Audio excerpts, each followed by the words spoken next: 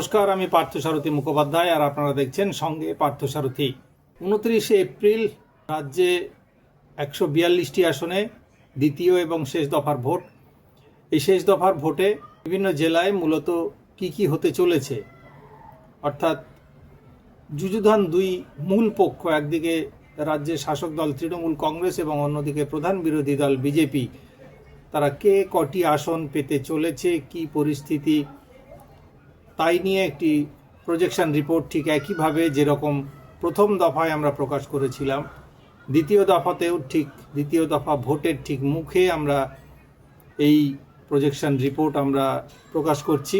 কিভাবে এটি তৈরি করা হয়েছে সেটি আগের মতোই, এটিও আর্টিফিশিয়াল ইন্টেলিজেন্সের সাহায্য নিয়ে এই গণনা করা হয়েছে এবং এই প্রজেকশনের মধ্যে ভিত্তি হিসেবে প্রধানত রাখা হয়েছে 2021 সালের বিধানসভা নির্বাচনের ফলাফল এবং তার সঙ্গে যে বাই ইলেকশন হয়েছিল অর্থাৎ উপনির্বাচনের বিভিন্ন ফলাফল।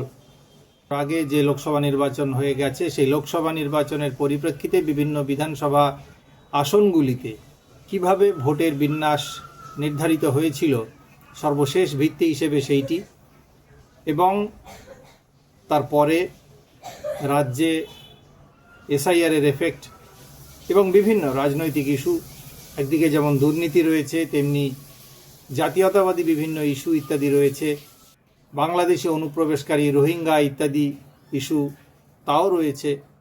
কিভাবে যে স্পেশাল ইন্টেন্সিভ রিভিশন তার প্রভাব ভোটারদের মনে পড়েছে, এই সমস্ত কিছু মাথায় রেখে মন্টি কার্লো যে মেথডোলজি তাতে ভিত্তি করে তার সাহায্য নিয়ে এই প্রজেকশন রিপোর্ট তৈরি করেছে আর্টিফিশিয়াল ইন্টেলিজেন্স, এবং সেটা আপনাদের সামনে আমরা জেলা ভিত্তিক একের পর এক আমরা দ্রুত বলে যাব। কোনোভাবেই নির্বাচনকে প্রভাবিত করবার কোনো বিষয় এটা নয়, এটা শুধুমাত্র একটি প্রজেকশন, একটি গাণিতিক মডেল এবং তারই ভিত্তিতে ফলাফল খানিকটা প্রেডিক্ট করবার চেষ্টা এইমাত্র, এবং যথাসাধ্যভাবে এই গণনার ভিত্তিতে যতটা বাস্তবের কাছাকাছি পৌঁছানো যায় একটা দিশা অন্তত খানিকটা দেখানোর চেষ্টা। ফলাফল কি হবে সেটা ঠিক করবেন আমজনতা, ভোটার, সাধারণ মানুষ। সম্পূর্ণভাবে নির্ধারিত হবে ইভিএম মেশিনে বা ব্যালট বক্সে যা হবে ঠিক তাই। প্রথমে কলকাতা জেলা, 11টি আসন বিধানসভায় 2021 সালে তৃণমূল 11তে 11, বিরোধীরা ছিল 0। 2026-এর প্রজেকশন তৃণমূল 10 থেকে 11, বিজেপি 0 থেকে 1। একটি আসন বিজেপির পক্ষে যেতেও পারে, নাও যেতে পারে, খুবই হাড্ডাহাড্ডি লড়াই। মূলত জোড়াসাঁকো আসনটির কথাই এখানে ভাবা হচ্ছে, কিন্তু সেটাও নিশ্চিত নয়।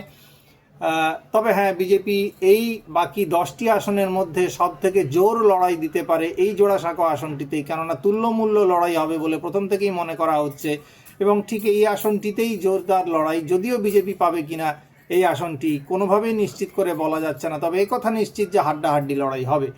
এবার চলে আসছি উত্তর 24 পরগনা, মোট আসন 33। 2021 সালের ফলাফল তৃণমূল 26, বিজেপি 7, এবং 2026 সালের প্রজেকশন তৃণমূল 27 থেকে 30, অর্থাৎ বাড়বে, বিজেপি 3 থেকে 6। বিজেপি কিন্তু নিশ্চিতভাবেই কমছে বলে এই প্রজেকশন রিপোর্টে, গাণিতিক রিপোর্টে ধরা পড়ছে। তৃণমূলের ফলাফল যদি খুব খারাপও হয় সেক্ষেত্রে অন্তত একটি বাড়তে পারে, আর ভালো হলে অন্তত 3 থেকে 4টি আসন তৃণমূল বিজেপির কাছ থেকে উদ্ধার করতে পারে বলে মনে করা হচ্ছে। বনগাঁ যে বেল্ট রয়েছে, মতুয়াদের ভোটারদের মধ্যে প্রচুর সংখ্যক মতুয়ারা রয়েছেন এবং এই মতুয়াদের ভোট কিন্তু কোনোভাবে বিজেপির দিকে আর যাবে না বলেই মনে করা হচ্ছে। তার কারণ সারের এফেক্ট যা পড়েছে তাতে মতুয়াদের একটা বড় অংশের নাম বাদ গেছে। দক্ষিণ 24 পরগনা, মোট সিট 31। 2021 সালে 31 এআইএসএফ পেয়েছিল, বিজেপি ছিল 0। 2026-এর প্রজেকশন 29 থেকে 31, অর্থাৎ তৃণমূল একটি হারাতে পারে এবং একটি তারা বেশিও জিততে পারে বলে মনে করা হচ্ছে। কোন আসনটিতে এরকম সম্ভাবনা? ভাঙড়ের আসনটি লেফটের দিকে যেতে পারে। বিজেপি এখানে কোনো আসন পাবে না। চলে আসছে হাওড়া জেলা, মোট 16টি আসন। 2021 সালের ফলাফল ছিল তৃণমূল 16, বিজেপি 0, লেফট আইএনসি 0।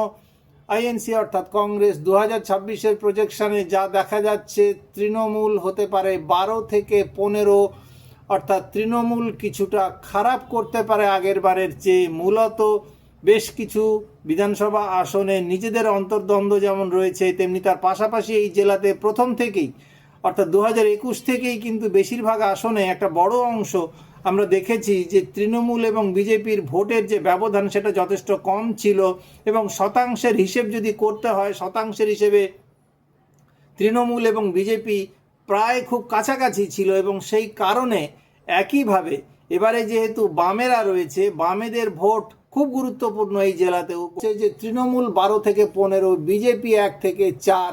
আগের বার তৃণমূল 16-0 করেছিল, বিরোধীরা জেলায় ছিলই না, বিরোধী শূন্য হয়েছিল হাওড়া জেলা। এবারে কিন্তু বিরোধীরা কিছুটা খাতা খুলতে পারে। আমরা চলে আসছি হুগলি জেলা, 18টি আসন। 2021 সালে কি হয়েছিল? তৃণমূল 15, বিজেপি 3। 2026-এ 14 থেকে 16, অর্থাৎ তৃণমূল একটি হারাতে পারে, আর না হলে তৃণমূল বিপক্ষের কাছ থেকে একটি আসন ছিনিয়ে নিতে পারে। তাই 14 থেকে 16, অন্যদিকে বিজেপি 2 থেকে 4। বিজেপি যথেষ্ট রক্ষণাত্মক বলে মনে করা হচ্ছে জেলাতে সার্বিকভাবেও। কি কারণে এখানে তৃণমূলের পরিস্থিতি এরকম যদি হয় সেক্ষেত্রে হতে পারে কিনা মনে করা হচ্ছে যে কিছু কিছু আসনে অন্তর্দ্বন্দ্ব প্রভাব ফেলতে পারে, এবং কিছু জায়গাতে আগের বার অর্থাৎ 2021 সালে জয়ের মার্জিন, তৃণমূলের জয়ের মার্জিন বা বিজেপির পরাজয়ের মার্জিনও যে পার্থক্য যে খুব বেশি ছিল তা নয়। এবারে লেফট কিছুটা ভোট যদি কাটে, এবং সেক্ষেত্রে যদি বিজেপির থেকে তৃণমূলের ভোট কিছু ক্ষেত্রে যদি বেশি খোয়া যায়, তাহলে পরে কিছু কিছু আসনে সম্ভাবনা রয়েছে তৃণমূলের পিছিয়ে পড়ার। কিন্তু হাড্ডাহাড্ডি লড়াই, এ বিষয়ে কোনো সন্দেহ নেই, খুব নিশ্চিত করে বলা যথেষ্ট কঠিন ব্যাপার। তুল্যমূল্য লড়াই যেখানে চলছে, তৃণমূল 14 থেকে 16, বিজেপি 2 থেকে 4।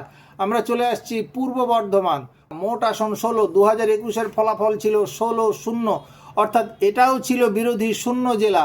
এবারে কি হতে পারে? 2026-এর প্রজেকশন, তৃণমূল 13 থেকে 16, বিজেপি 0 থেকে 3।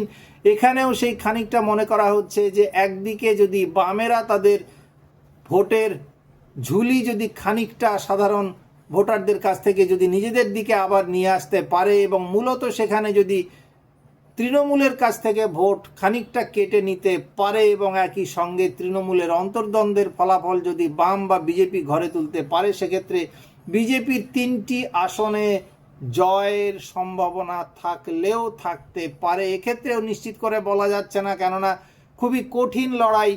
13 থেকে 16, আবারও বলছি, তৃণমূল 13 থেকে 16, বিজেপি 0 থেকে 3, লেফট 0।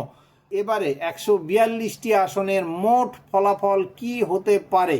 দ্বিতীয় দফায় যে 142টি আসনে ভোট হচ্ছে, সেই 142টি আসনের ফলাফল কি? প্রথমে বলে নেব 2021 সাল, অর্থাৎ বিগত বিধানসভা নির্বাচনের ফলাফল।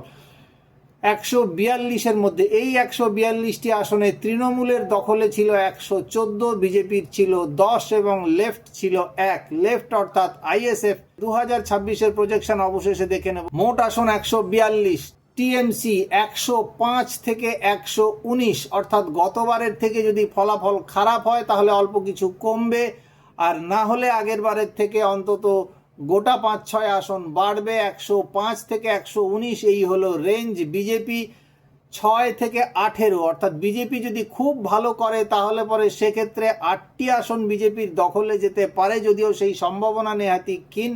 কমে গেলে পরে গোটা 4 কমবে, সেক্ষেত্রে সিঙ্গেল ডিজিটে নেমে যেতে পারে বিজেপি। লেফট এবারে 2টি আসন পুরো এই 142টি আসনের মধ্যে, অর্থাৎ দক্ষিণবঙ্গে লেফট 2টি আসন পেতে পারে, অন্যদিকে কংগ্রেসের সঙ্গে যেতে পারে 1টি আসন। কেমন লাগলো আজকের ভিডিও অবশ্যই আপনারা মন্তব্য করে জানাবেন নিচের কমেন্ট বক্সে।